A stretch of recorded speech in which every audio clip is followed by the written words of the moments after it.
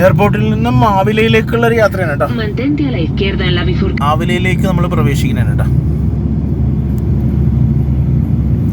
പിന്നെയൊരു 1.5 കിലോമീറ്റർ അല്ലേ, 1.7 കിലോമീറ്റർ. ആവിലയിലെ അമ്മത്രേസ്യയുടെ സ്ഥലമാണ്. കർമ്മലീത്ത സഭയുടെ അംഗമായ അമ്മത്രേസ്യയുടെ സ്ഥലം.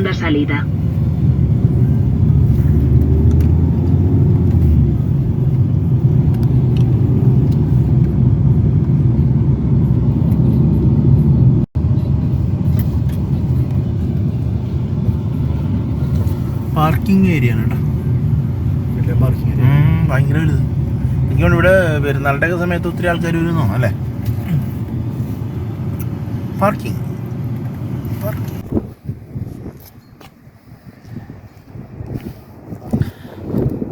ആവില എന്ന് പറഞ്ഞ സ്ഥലമാണ് കേട്ടോ. നല്ലൊരു ക്വയറ്റ് പ്ലേസ് ആണ്, അടിപൊളി സ്ഥലം.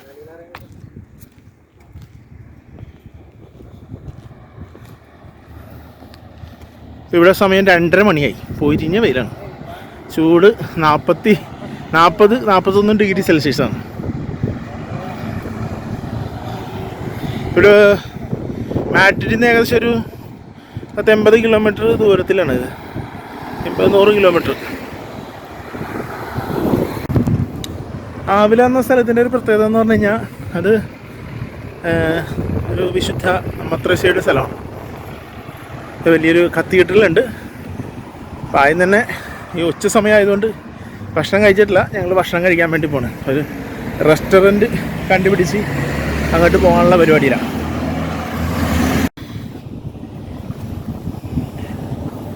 ഭയങ്കര ഒരു കോട്ടയാണല്ലോ ഇത്.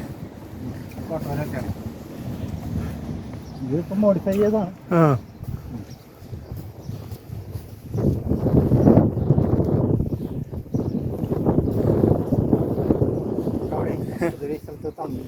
അവിടെ പോയി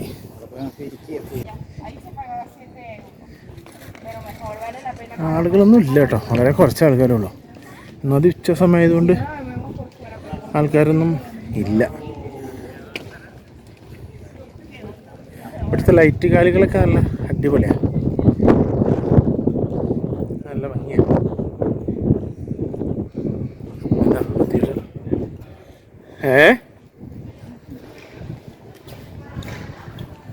Cathedral, yes, good, beautiful. തുറന്നിട്ടുണ്ട്. വൈകുന്നേരം 8 മണി വരെയാന്ന് തോന്നുന്നു സമയം. 8 മണി വരെ അല്ലേ time.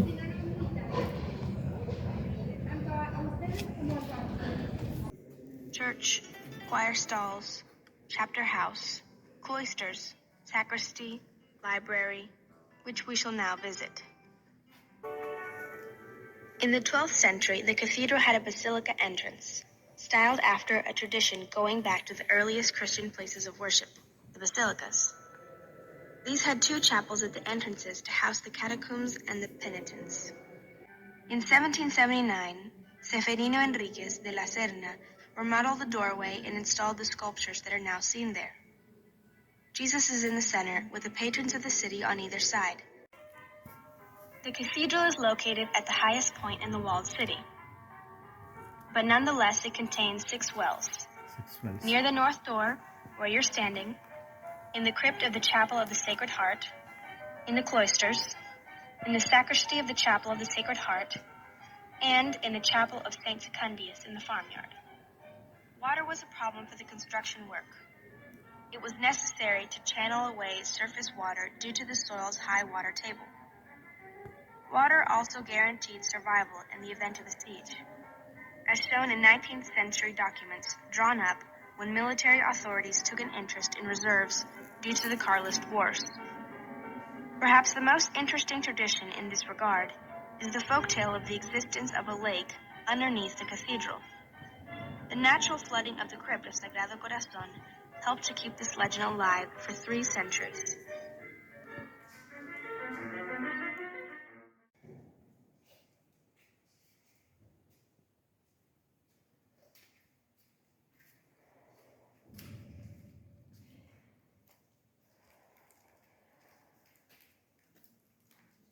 Built the main chapel during the 12th century, 1160 to 1180.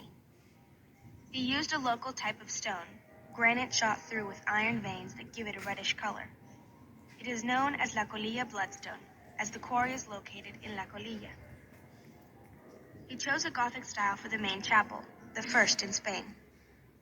Fruchel divided the space into sectors separated by pointed arches, leaving 3 different vaulted transepts, one with 8 vaults in the eastern sector, another with 4 vaults to the east, the meeting point of the central nave and transept, and a 6-part vault in the center.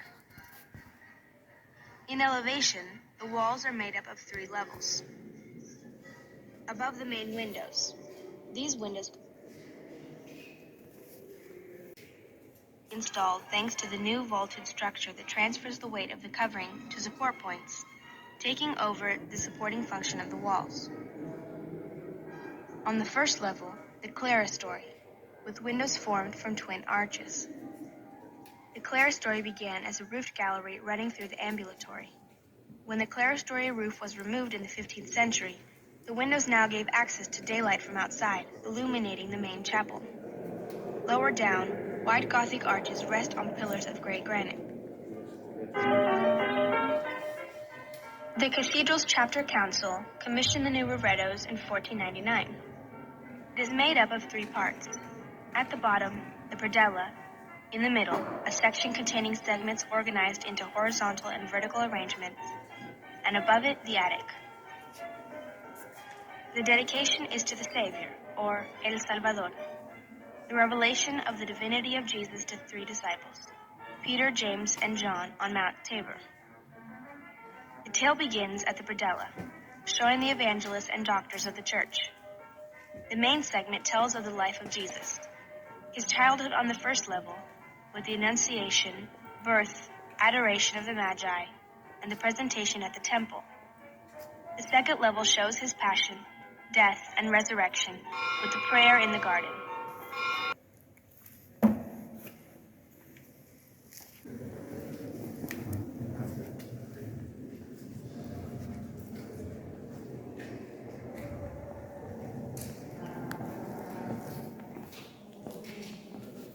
ഒരു 4 കെട്ടിലേക്കുള്ള access ആണ് കേട്ടോ.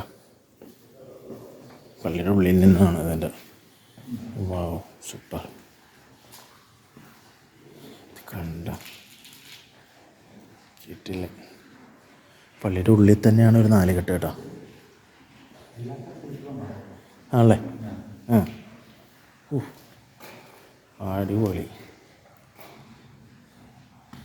പള്ളിയുടെ ഉള്ളിലുള്ളൊരു 4 കെട്ടാണത്. ഇത്രയും മനോഹരമായിട്ട് ഉണ്ടാക്കിയൊരു പള്ളിയാണ്, ഒരു cathedral. അവിടെ ഹിസ്റ്റോറിക്കലായിട്ടുള്ള ഒത്തിരി കാര്യങ്ങളുണ്ട്. medidas de peso.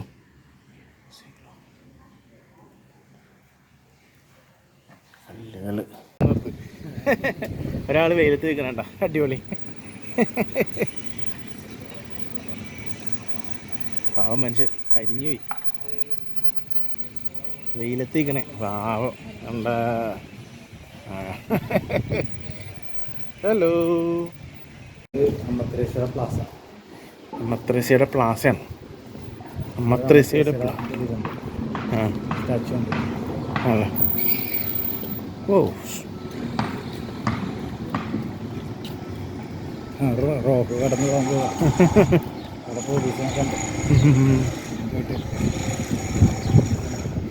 അമ്മത്രേസ്യയുടെ ഒരു സ്റ്റാച്ചു, ഒരു അമ്മത്രേസ്യയുടെ സ്റ്റാച്ചു. എവിടെയൊക്കെ നിർത്തി തന്നെ ഫോട്ടോ എടുക്കണമെന്നുള്ള അല്ലേ? ഇതൊരു നല്ലൊരു സ്ക്വയറാണ്, ഒരു നല്ലൊരു കോട്ടയാണ്. അതുകൊണ്ടോ, കോട്ടയുടെ ഭിത്തിയാണിത്.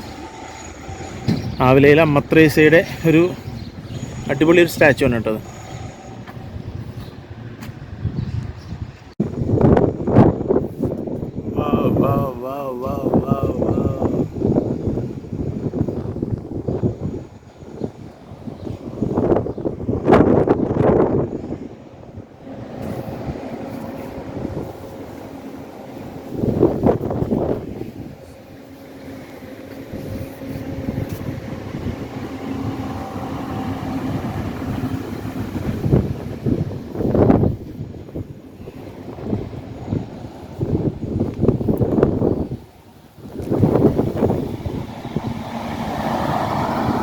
അതിൽ കൂടെ ഒരു റോഡ് കൊണ്ട് കോട്ട മതിലിൻ്റെ സൈഡിലാണ് നമ്മളിപ്പോൾ.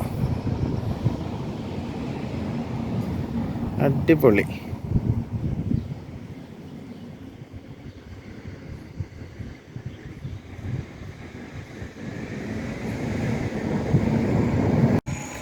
ആവിലയുടെ കോട്ടമതിലാണ്.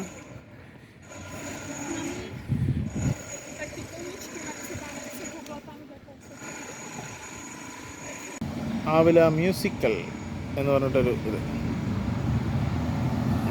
കാറ് കറക്റ്റായിട്ട് അവിടെ കൊണ്ട് നിർത്തി. ഇവിടെ ഒരു കസേരയിൽ ഞങ്ങൾ ഇരിക്കണേ. ഇത് അടിപൊളി സ്ഥലമാണ് കേട്ടോ. ഈ ആവില എന്ന് പറഞ്ഞു കഴിഞ്ഞാൽ കിടുക്കൻ സ്ഥലമാണ്. ഒരു കൊച്ചു ഗ്രാമമാണ്.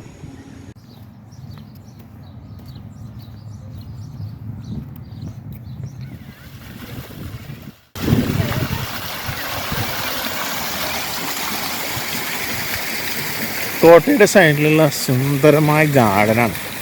ഇവർ മെയിൻറ്റെയിൻ ചെയ്യണമെന്ന് പറഞ്ഞു കഴിഞ്ഞാൽ അടിപൊളിയായിട്ടാണ്. ഇതുവരെ സമ്മതിക്കണം കേട്ടോ. നമ്മളൊക്കെ ഒത്തിരി കണ്ടുപിടിക്കേണ്ട ഒരു കാര്യമാണിത്. കാരണം ഗാർഡനും വഴിയും ഒക്കെ നല്ല അടിപൊളിയായിട്ട് മെയിൻറ്റെയിൻ ചെയ്ത് പോകുന്ന ആൾക്കാരാണ് ഇവിടെയുള്ളവർ.